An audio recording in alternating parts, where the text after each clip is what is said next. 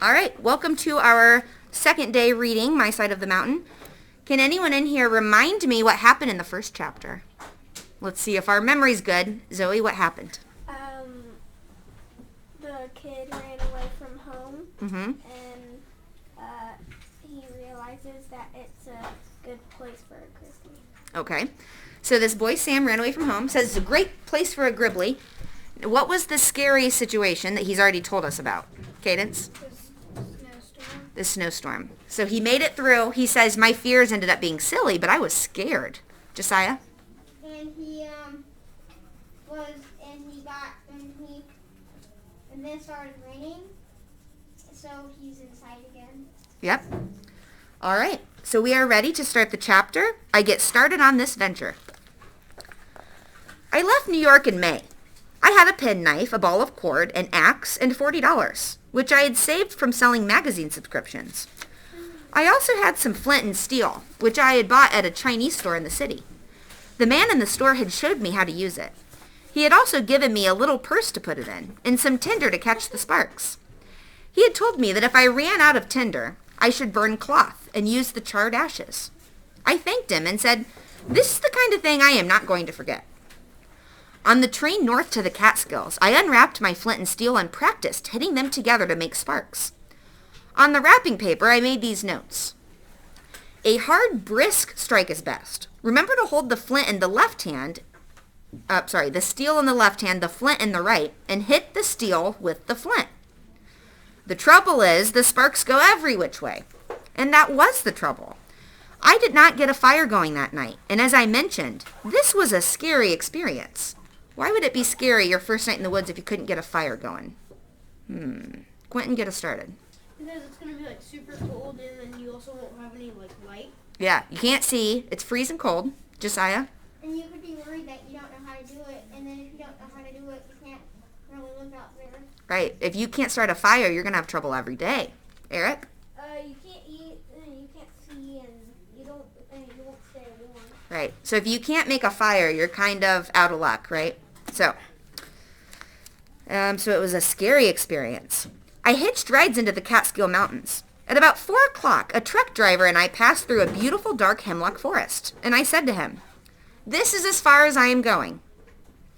He looked all around and said, you live here? No, I said, but I am running away from home, and this is just the kind of forest I've always dreamed I would run to.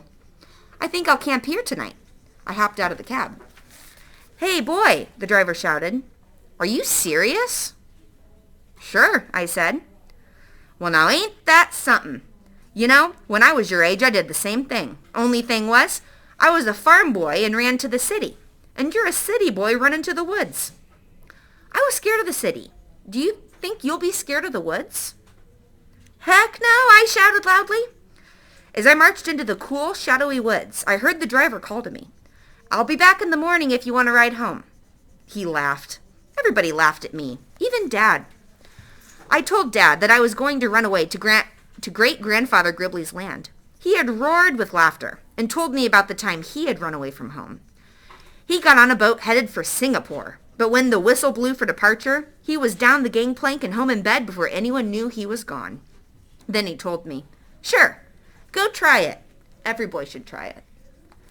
Do you think Sam's dad thought he'd try it and come right back home? No. Yeah. Probably. Yeah. I mean, that's what he seems to think, right? That's what I did, so I'm sure you'll do it. Go ahead. Try to run away, Sam. I must have walked a mile into the woods until I found a stream. It was a clear, athletic stream that rushed and ran and jumped and splashed. Ferns grew along its bank, and its rocks were upholstered with moss. I sat down, smelling the piney air, and took out my penknife. I cut off a green twig and began to whittle. I have always been good at whittling. I carved a ship once that my teacher exhibited for my parents' night at school. Okay, I just made a text-to-text connection. What about whittling have we read in another book? Eric? Do you remember? It had to do with Vola and Peter. Do you remember which book that was? No. Angie? Pax. In Pax. Remember Vola taught Peter how to whittle and he carved a fox? Oh, yeah. Okay. Carved his fox. All right. First, I whittled an angle on one end of the twig. Then I cut a smaller twig and sharpened it to a point. I whittled an angle on that twig and bound the two angles face to face with a strip of green bark. It was supposed to be a fish hook. According to a book on how to survive on the land that I read in the New York Public Library, this was the way to make your own hooks. I then dug for worms. I had hardly chopped the moss away with my axe before I hit frost. It had not occurred to me that there would be frost in the ground in May, but then I had not been on a mountain before. So is he going to be able to dig up worms? No. Not until the ground thaws out. This did worry me because I was depending on fish to keep me alive until I got to my great-grandfather's mountain, where I was going to make traps and catch game. I looked into the stream to see what else I could eat, and as I did, my hand knocked a rotten log apart. I remembered about old logs and all the sleeping stages of insects that are in it. I chopped away until I found a cold white grub. I swiftly tied a string to my hook, put the grub on, and walked up to the stream looking for a good place to fish. All the manuals I had read were very emphatic about where fish lived, and so I had memorized this. In streams, fish usually congregate in pools and deep, calm water. The heads of riffles, small rapids, the tail of the pool, eddies below rocks or logs, deep undercut banks, and the shade of overhanging bushes, all are very likely places to fish. This stream did not seem to have any calm water, and I must have walked 1,000 miles before I found a pool by a deep undercut bank in the shade of an overhanging bush. Actually, it wasn't that far. It just seemed that way, because as I went looking and finding nothing, I was sure I was going to starve to death. So is that some hyperbole right there? Over-exaggerating? I squatted on this bank and dropped in my line. I did so want to catch a fish. One fish would set me upon my way, because I had read how much you can learn from one fish. By examining the contents of its stomach, you can find out what the other fish are eating, and you can use the internal organs as bait. So I know that sounds a little kind of crazy, but that's the part of the fish you wouldn't be eating, right? All of its organs. So other fish would eat that. The grub went down to the bottom of the stream. It swirled around and hung still. Suddenly, the string came to life and rode back and forth and around in a circle. I pulled with a powerful jerk. The hook came apart, and whatever I had went circling back to its bed. Well, that almost made me cry. My bait was gone, my hook was broken, and I was getting cold, frightened, and mad. I whittled another hook, but this time I cheated and used string to wind it together instead of bark. I walked back to the log and luckily found another grub. I hurried to the pool and I flipped a trout out of the water before I knew I had a bite. The fish flopped and I threw my whole body over it. Can you guys picture that? You know when a fish is flopping and you're worried it might go back in the water, so he put his whole body over the fish. I could not bear to think of it flopping itself back into the stream. I cleaned it like I had seen the man at the fish market do, examined its stomach and found it empty. This horrified me. What I didn't know was that an empty stomach means the fish are hungry and will eat about anything. However, I thought at the time that I was a goner. Sadly, I put some of the internal organs on my hook, and before I could get my line to the bottom, I had another bite. I lost that one, but got the next one. I stopped when I had 5 nice little trout and looked around for a place to build a camp and make a fire. It wasn't hard to find a pretty spot along that stream. I selected a place beside a mossy rock in a circle of hemlocks. I decided to make a bed before I cooked. All right, so if you all are going to make a bed to sleep on, I'll take 3 or 4 ideas. What would be your plan for a bed? Hayden? Like, use, like, some tree to, like, make, like, some of, like, the under part, and, like, the sides and the legs. And then I would just use some leaves to make the bedding. Okay, just kind of curl up in there like a little squirrel. Yeah. Okay.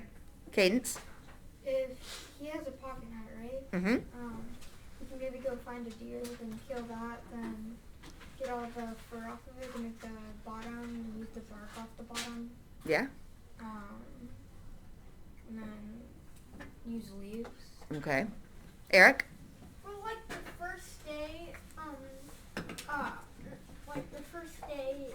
was doing it, I would put branches on the bottom, and then I would put pine cones or Pine needles? pine needles. Okay, that sounds comfier than pine cones. Yeah. Yeah. Pine needles on it, and then a little bit of leaves. Okay. Emma? Like leaves and grass. Leaves. Oh, grass. That'd be good too. All right. So we're thinking, we've learned a little bit about heat, right? We need to insulate the heat that's coming off our bodies. And best we can, if we have a cover or something. And I will tell you this, when you are sleeping outside, as I have done many, many times, if you lay your sleeping bag just on the floor of your tent, like all your body heat will go out to the ground. It's so cold. So I sleep on this tiny little mattress that blows up. It's a backpacking one, so it rolls up into a bag about this big. But it just gets me up off the ground. It's not comfy, but it keeps me from losing all my heat out to the ground. So that's why people put a little... It's a blow up... It almost looks like a pool toy, but you just blow it up and then you can sleep on it. So that gets you off the ground. So those of you saying you'd need to lay something down to lay on, you're right. Because if you lay it on the ground, you'd get really cold. Okay, real quick, these two. We got to go on. Emma? Or if you're kind of in the jungle, you can get bamboo. Yeah, if you're in the jungle, you'd have some more stuff to work with. I Josiah? have a big one You do? because we have really big backpacks. Mm-hmm. All right, on we go. Okay, so he's making his mattress. I cut off some boughs for a mattress. Boughs just means a tree branch. Then I leaned some dead limbs against the boulder and covered them with hemlock limbs. This made a kind of tent. I crawled in, lay down, and felt alone and secret and very excited. But the rest of this story. I was on the northeast side of the mountain. It grew dark and cold early. Seeing the shadows slide down on me, I frantically ran around gathering firewood. This is about the only thing I did right from that moment until dawn, because I remembered that the driest wood in the forest is the dead limbs that are still on the trees. And I gathered an enormous pile of them. That pile must still be there, for I never got a fire going. I got sparks, sparks, sparks. I even hit the tinder with the sparks. The tinder burned all right, but that was as far as I got. I blew on it, I breathed on it, I cupped it in my hands, but no sooner did I add twigs than the whole thing went black. Then it got too dark to see. I clicked flint and steel together, even though I couldn't see the tinder. Finally, I gave up and I crawled into my hemlock tent, hungry, cold, and miserable. I can talk about that first night now, although it is still embarrassing to me because I was so stupid and scared that I hate to admit it. I had made my hemlock bed right in the stream valley where the wind drained down from the cold mountaintop. It might have been all right if I had made it on the other side of the boulder, but I didn't. I was right on the main highway of the cold winds as they tore down upon the valley below. I didn't have enough hemlock boughs under me, and before I had my head down, my stomach was cold and damp. I took some boughs off the roof and stuffed them under me, and then my shoulders were cold. I curled up in a ball and was almost asleep when a whippoorwill called. If you have ever been within 40 feet of a whippoorwill, you will understand why I couldn't even shut my eyes. They are deafening. Well, anyway, the whole night went like that. I don't think I slept 15 minutes, and I was so scared and tired that my throat was dry. I wanted a drink, but didn't dare go near the stream for fear of making a misstep and falling in and getting wet. So I sat tight and shivered and shook, and now I'm able to say I cried a little tiny bit. Fortunately, the sun has a wonderfully glorious habit of rising every morning. When the sky lightened, when the birds awoke, I knew I would never see anything so splendid as the round red sun coming up over the earth. All right, we're almost done. I was immediately cheered and set out directly for the highway. Somehow, I thought that if I was a little nearer the road, everything would be all right. I climbed a hill and stopped. There was a house. A house, warm and cozy, with smoke coming out of the chimney and lights in the windows, and only 100 feet from my torture camp. Without considering my pride, I ran down the hill and banged on the door. A nice old man answered. I told him everything in one long sentence, and then said, "And so, can I cook my fish here because I haven't eaten in years?" He chuckled, stroked his whiskery face, and took the fish. He had them cooking in a pan before I knew what his name was. When I asked him, he said Bill something. but I never heard the last name because I fell asleep in his rocking chair that was pulled up beside his big, hot, glorious wood stove in the kitchen. I ate some fish some hours later, also some bread, jelly, oatmeal, and cream. Then he said to me, "Sam Gribley, if you are going to run off and live in the woods, you better learn how to make a fire. Come with me." We spent the afternoon practicing. I penciled these notes on the back of a scrap of paper so I wouldn't forget. When the tinder glows, keep blowing and add fine dry needles one by one and keep blowing, steadily, lightly, and evenly. Add 1 inch of dry twigs to the needles and then give her a big handful of small dry stuff. Keep blowing. It's all right. He's learned how to make his fire. He got to eat a meal. He got warmed up. Do you think he's feeling a little better about his situation? Yeah. Okay. All right, so we will see if he's able to leave this guy's house and try again. Thanks for reading with me. I'll see you tomorrow.